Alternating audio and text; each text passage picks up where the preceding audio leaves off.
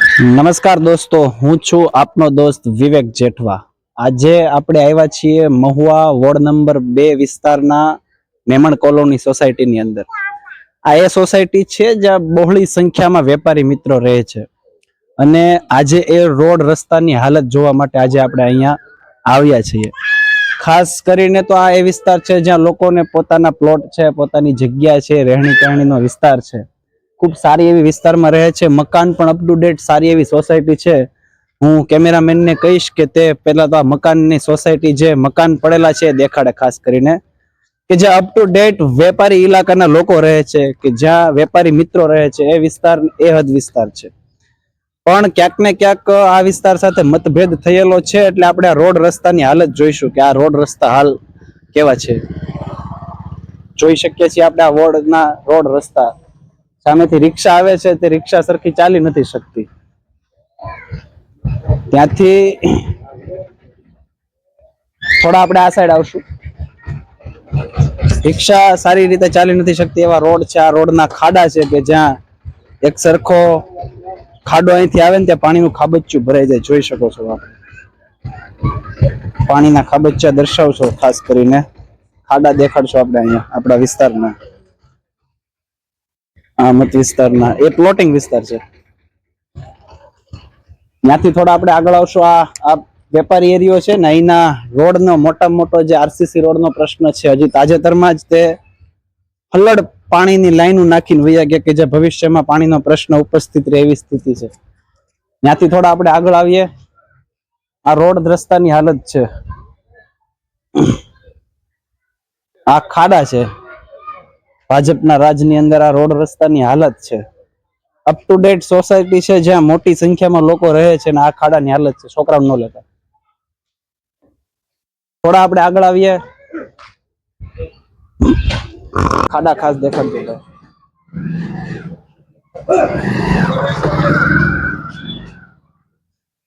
હાલત એવી ગંભીર કરી નાખી છે ભાજપ વાળાએ કે આજે જોઈ નથી શકાતી।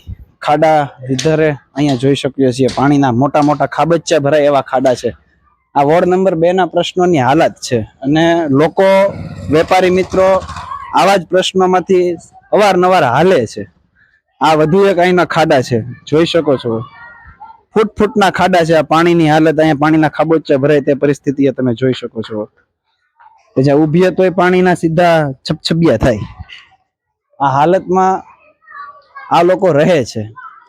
એવું નથી કે આ લોકો ગરીબ મધ્યમ વર્ગના છે। આ વેપારી વિસ્તાર છે, મુસ્લિમ સમાજનો વેપારી મત વિસ્તાર છે જ્યાં સારા એવા પોતે મકાન બનાવે છે, સારા એવા પાણીની સુવિધાઓ હોય છે, બાકી બધી વસ્તુઓ કરતા હોય છે।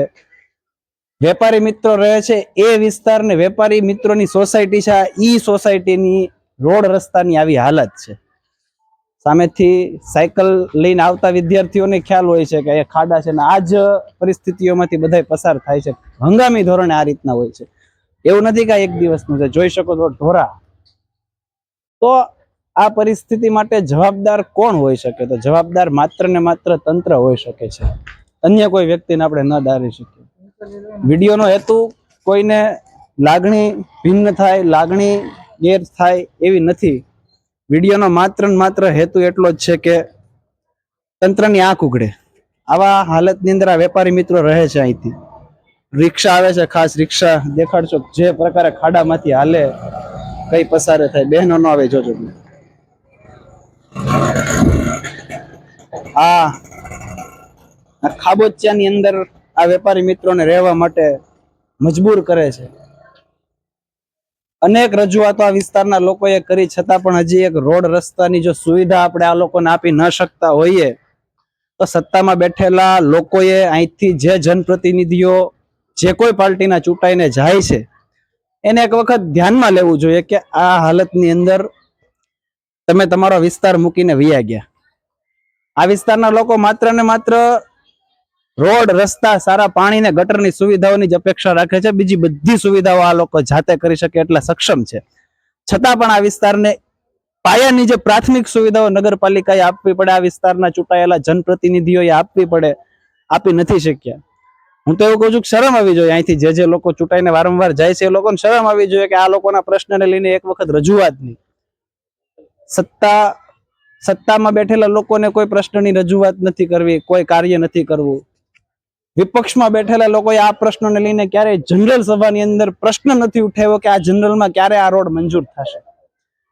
તો આ બધા પ્રશ્નોને લઈને વારે વારે વિડીયો મૂકવા પડે, તંત્રની આંખ ઉઘાડવી પડે, સત્તામાં બેઠેલા લોકોને પ્રશ્નો કરવા પડે, વિપક્ષમાં બેઠેલા જનપ્રતિનિધિઓ અહીંથી જે ચૂંટાઈને કોર્પોરેટરો જાય છે એને વારે વારે કહેવું પડે. તો એને સમજવું જોઈએ કે આ વિસ્તારની હાલત આજના દિવસે પણ એવી છે. આઝાદીના 70-75 વર્ષ જેવો સમય થયો છે, છતાં પણ આજના દિવસે આ વિસ્તારની હાલત આવી છે જ્યાં રોડ, રસ્તા, પાણી, નળ, ગટર, આ જે મૂળભૂત સમસ્યાઓ જે લોકોની છે આપણે જો નથી આપી શકતા તો આ તંત્ર સામે લોકોએ સ્વયંભૂ આવવું પડશે અને આ પ્રશ્નનું નિરાકરણ કરવું પડશે.